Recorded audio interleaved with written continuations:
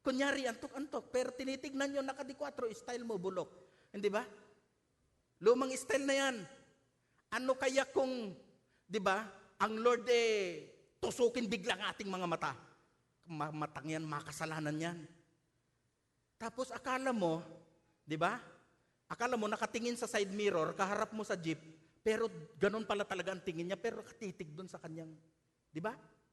Ako, mag-ingat po tayo sa mga titig-titig na yan, mga mapagpilantik na tingin na yan, mga malalagkit na tingin ko, ano pang termino ating ginagamit, mag-ingat po tayo kasi dadalhin po tayo ang ating katawan para malundayag doon sa lusak ng kasalanan na hindi dapat nating kalagyan.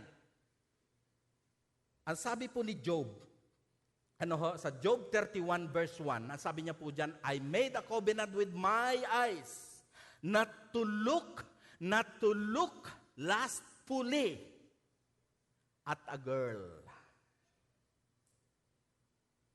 Paano kaya natin gagawin yon? Pastor, kahinaan ko ito Sabi ni Pastor, kapatid, sanggunin natin, isuko natin sa Lord. Kahinaan Isang buwan na, isang taon na kahinaan pa rin. Hindi po weakness ang tawag doon pag paulit-ulit, wickedness na po yan. Paulit-ulit, yun pa rin at yun. Sabi ni Lord, wickedness na yan Lumayo ka na dyan, iwasan mo na. Guard your body and avoid flirty relationships. Ano ba yung flirt sa Tagalog? Ano yung flirt sa Tagalog? Tulungan niyo po ako. Flirt. Teka, parang mali ang pagkapopronounce ko po. Babalikan ko, ispellingin ko na lang po. F-L-I-R-T-Y. Ano po sa Tagalog yon?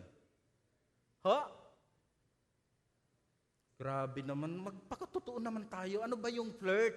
Tulungan nyo nga po ako.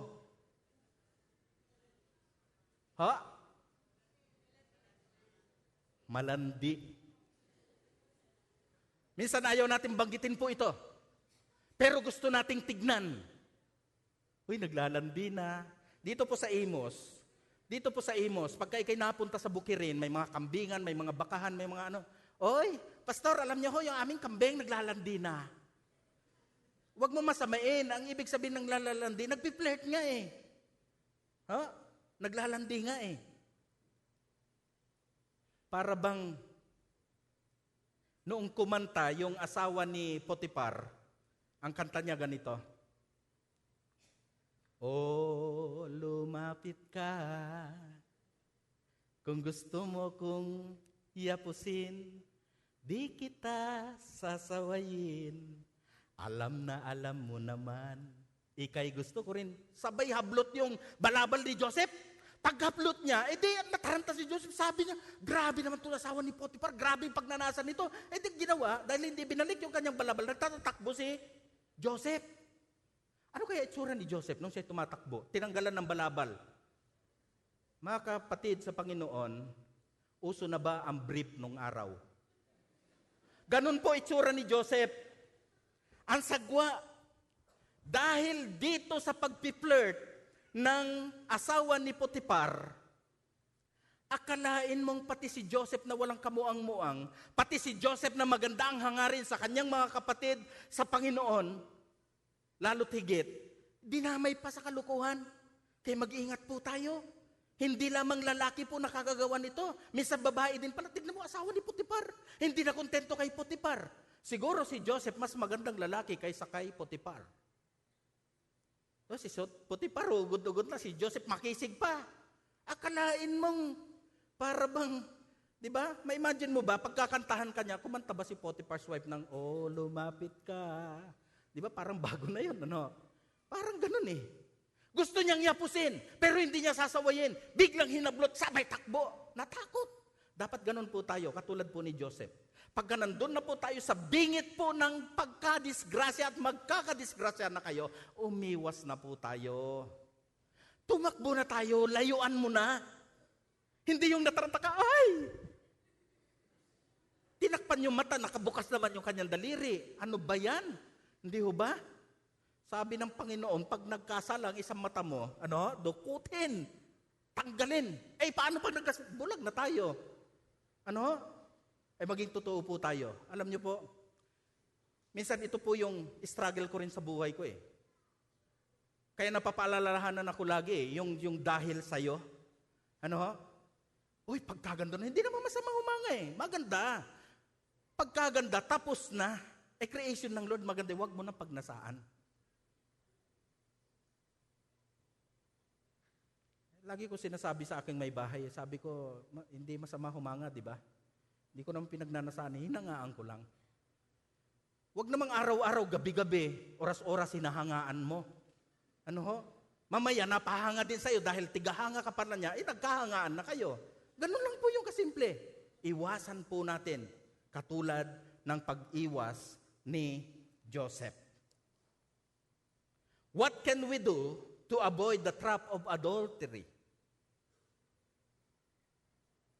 There are 5 steps that will safeguard your life against these horrible sins. Number 1, walk with God.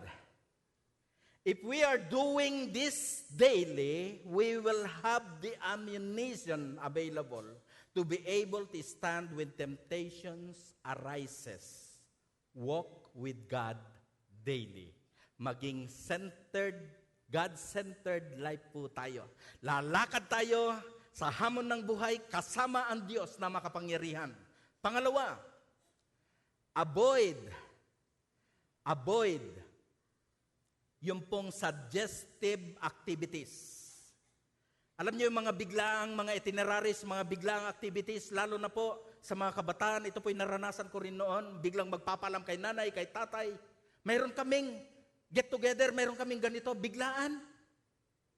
Madalas, ako po talagang, pagka ang mga anak ko, papaalam ng biglaan, tapos hindi ko alam kung anong malinaw na gagawin.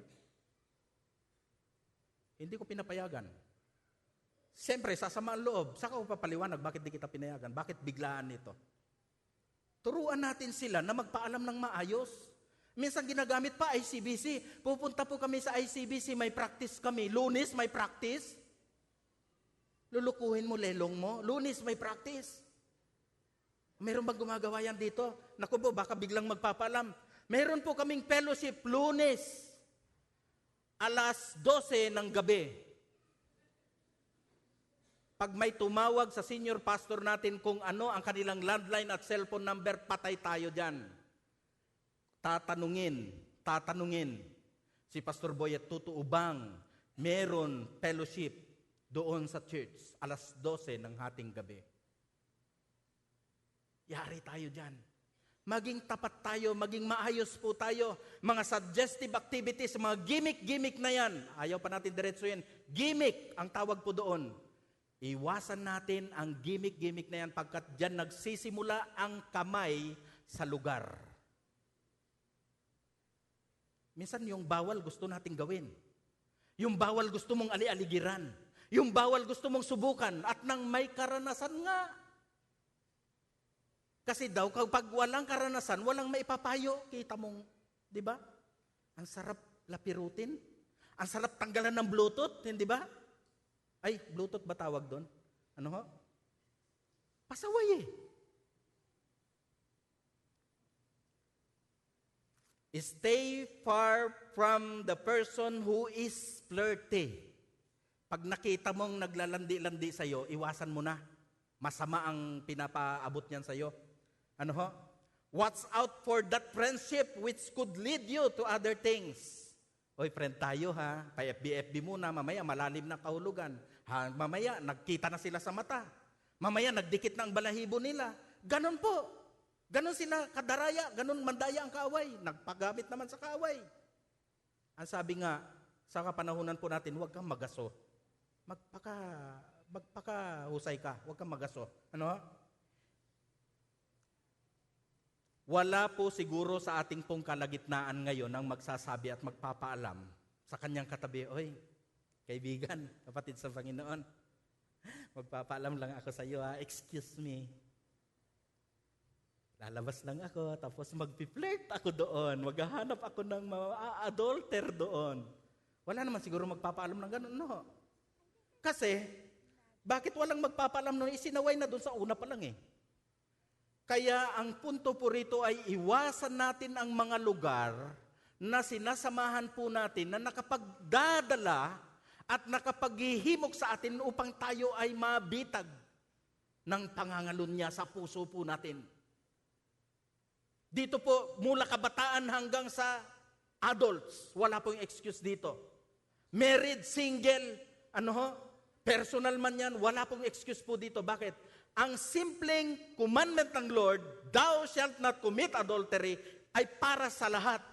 Wala po tayong pinatutukuyan po rito. Pagkat ang salita po ng Diyos ay para sa lahat. Kaya dapat magpasalamat tayo sa Lord. Pag tinamaan tayo, hindi tayo magre-rebelde sa Kanya, kundi lalo tayong sumuko at lumuhod sa Kanya. Lord, sorry po. Pag hindi mo kayang lumuhod at manalangin, hindi kantahan mo na, Lord, patawad. Dapat totoo sa puso mo. Di ba? Mahirap bang humingi ng sorry kay Lord? Pang-apat, count the cost. Tignan po natin kung ano ang maidudulot na damage ito sa inyong partner, sa ating mga partner, sa mga spouse. Ano ang damage sa magagawa ng adultery? Nawalan na natiwala, naghiwalay na ang dikolor at diputi. Diba? Dahil sa adultery, wala nang tiwala sa isa't isa. Dati nagsusubuan pa sila ng kutsara, ngayon puro tinidor na kanya sinusubo. Di ba? Wala nang tiwala, galit na. Kutsara medyo graceful pa, medyo pwede niya pa isampal yung kutsara, tinidor, itutusok na, isasalaksak na talaga yon. Pag sinalaksak ang tinidor at lumabas sa lalamunan, di ba? Magpalagay na tayong butas dito. Para pag tinutusok tayo lagi ng tinidor, lagusan na ng lagusan. Ang halay na may tsura, tininidor ito. May mukha kang tinidor. May kasalanan. Tininidor. Tingnan natin kung ano ang epekto na magagawa sa patutuo ng ating buhay na Diyos. Sinabi mong Kristiyano ka, pagkatapos nagpatihulog-hulog ka. Alam mo ng masamang makiapid, alam mo ng masamang mangalunya, nagpatihulog-hulog ka, pagkatapos ngayon, hihingi ka ng sorry kay Lord, hihingi ka ng sorry sa iyong spouse. Kalokohan po yan. Tignan natin kung ano po epekto nangyari sa mga bata, sa ating mga anak. Tatanungin ka, sino tatay mo? Di ko nga alam eh. Sino nanay mo? Ang dami nila. Ano epekto sa bata? Asaan ang maayos na pamilya? Asaan ang naririnig nating mga mensahe sa loob ng iglesia? Epekto sa children's po natin, epekto sa spouse, higit sa lahat sa pangalan ng Lord. At mismo sa ating pong sarili, anong epekto na idudulot po nito? Anong mukha, anong puso, anong buhay ang ating hiharap sa ating buhay na Diyos? Count it all cost. Bago mo gawin, bago mo hakbangan, maghunos dili ka. Baka ito'y patibong ng ating pong babagsak at ikasisira. Huwag mo nang nasain pang subukan, masubukan nga, at nang makapagpayo. Salamat po. Panglima, salamat po, matatapos na rin. Salamat po. Panglima, love your mate only. Okay, yan po ay makikita sa Proverbs 5:15 to 21. Do you feel trapped by your own sin this morning? Hindi po yan masama. Yan po ay mabuti kung natrap ka na sa kasalanan mo sa umaga po ito. Because only the guilty person can ever find forgiveness. Galing kay Lord. Guilty ka ba? Ikaw lang yung makakalapit kay Lord at makakaranas ng forgiveness galing kay Lord. Tanging yung tao lamang na marumi ang kamay ang makakapunta sa lababo upang hugasan ang dumi ng kanyang kamay. Mananatili ka bang marumi ang kamay mo tapos makilubilo ka, makipagkamay sa mga tao? Happy Father's Day, dumi-dumi ng kamay mo? Pupunta ka at maghuhugasin, di ba? Yun lang taong nakakita na may dumi sa kanyang sarili ang maglilinis at maghuhugas. Lagi natin tatandaan, Lord, restore to me the joy of my salvation. Ano po ang gawin po natin? Turn to Jesus and cry out for mercy. Huwag nating iatubili pa. Jesus is waiting to wash and clean the inside out of our life, ang dapat lang po nating gawin ay hilingin sa Kanya ng kapatawaran. It is too late and you are guilty of committing adultery. Friend, there is hope and forgiveness in the blood of Jesus. He promises us in 1 John 1:9 that He will forgive all our sins when we confess them to Him.